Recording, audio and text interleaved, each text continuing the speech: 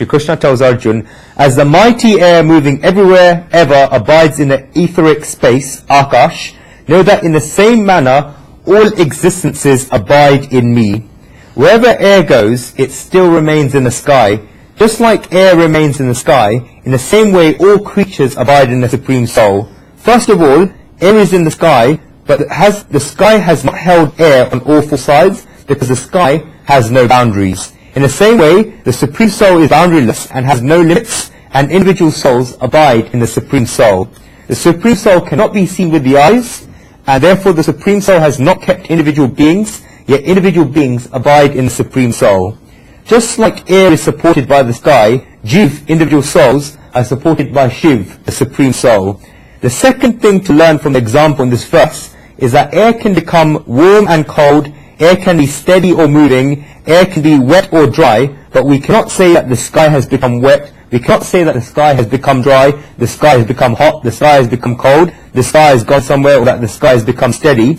We cannot say these things. The air can keep changing, but the sky will remain the way it was. In the same way, many dualities and changes come into the lives of beings, such as desire, anger, greed, envy, pride, illusion, etc., but the Supreme Soul is steady. Beings go through birth, youth, adulthood, old age, etc., but the Supreme Soul does not go through any of these.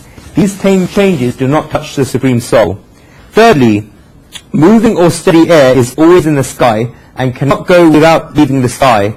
In the same way, no matter how much things are jumping around, they cannot go without leaving the Supreme Soul. Beings are manifest from the Supreme Soul, reside in the Supreme Soul, and pass away in the Supreme Soul. Beings go through 8.4 million lives, but all of this happens in the Supreme Soul. Just like the wind and the sky have a relationship, the relationship of the individual soul and the Supreme Soul is worth understanding. Why do individual souls go away from the Supreme Soul if they are so joined with the Supreme Soul? What activity is it that makes us separated from the Supreme Soul?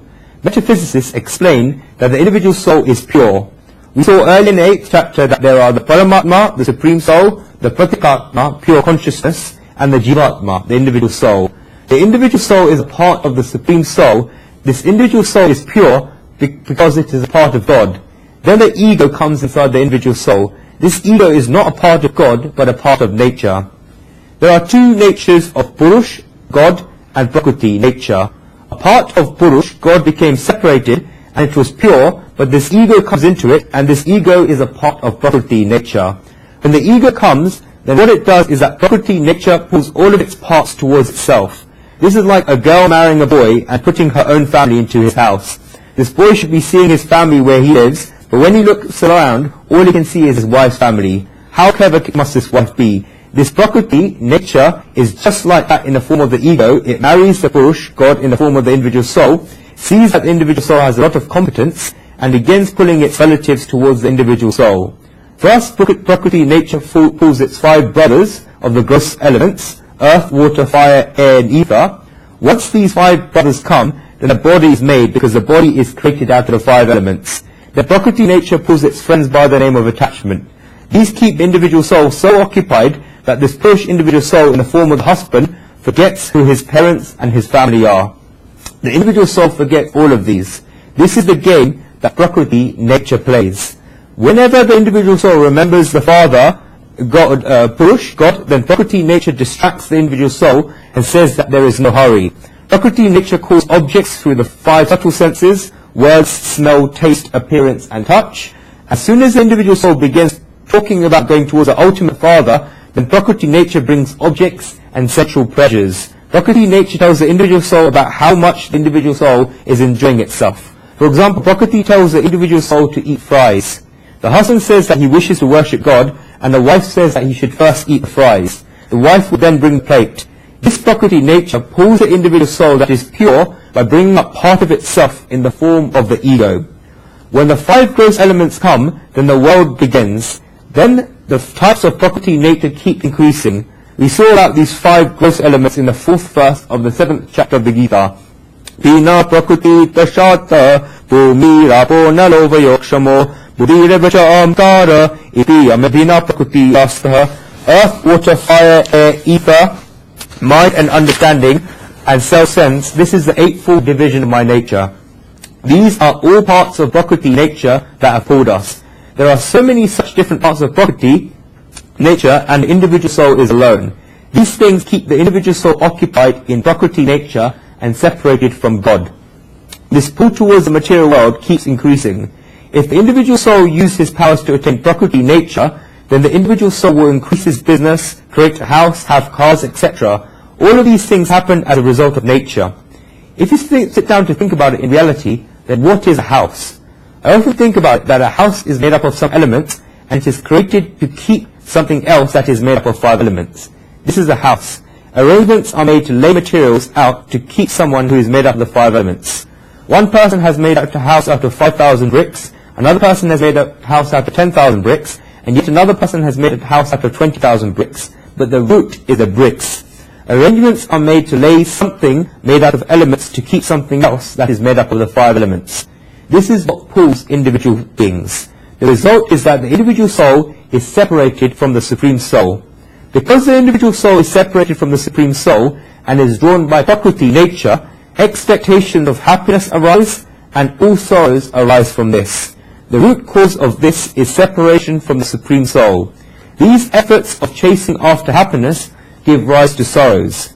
Not only does the individual soul create sorrows for himself in chasing after his own happiness, but he also creates sorrows for other people. This whole network of sorrows is created. This is what we call Prakriti, nature. Searching for happiness in the material world and objects leads to the attraction towards the pure consciousness of the Supreme Soul to be released. This attraction does not completely go away. An individual soul may be stuck in these material pleasures and pains, but this attraction towards the Supreme Truth never breaks. This flame slowly and slowly keeps flickering. When the individual soul turns towards this, then until now the individual soul has been dancing according to the tune of Prakriti nature and was separated from the Supreme Soul, but now the individual has turned towards the Supreme Soul. This peace, this serenity, and this satisfaction begins to enter the individual.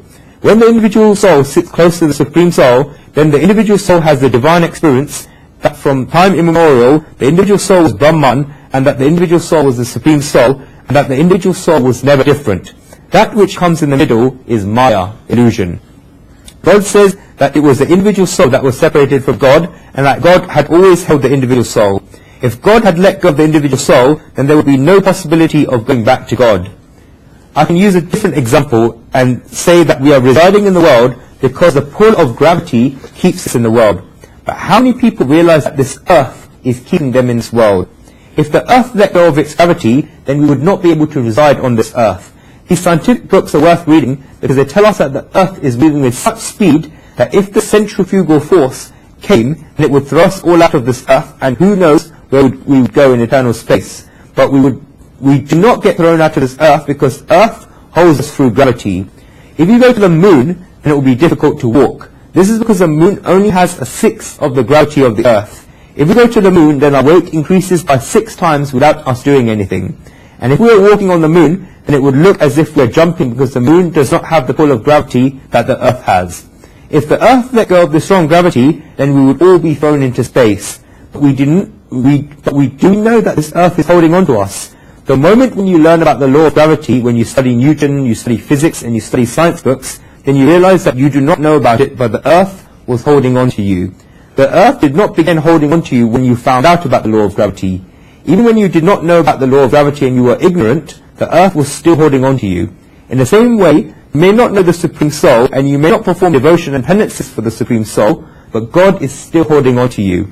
When this divine moment comes, when you experience your Lord is holding on to you, and your Lord is looking after you, then you realize from that time immemorial that God has always held on to you. You are God's. But before knowledge has come, and you have not found out about that the earth is holding on to you, then your mother tells you to just know that you are held on to this earth by the law of gravity. In the same way, Shri Krishna is saying in this verse that we should all know that all beings abide in the Supreme Soul, just like the mighty air moving everywhere ever abides in the etheric space. Shri Krishna not only says that we should understand this, but that we should all know this with full belief. If we know this, then we will naturally experience this going forward, and if we do not believe this, then it will be difficult to experience this. People say that they will perform devotion, but first they want the experiences and then they will perform devotion. First perform devotion, and perform devotion knowing that you will get the experiences. You have to accept it first. Adi Shankaracharya says that one should have faith without any doubts or confusions. Upadaraya pijanani. People keep faith in everything else, but they keep no faith in God. When a milkman comes and gives milk in the morning, then it's possible that this person may have put something in the milk.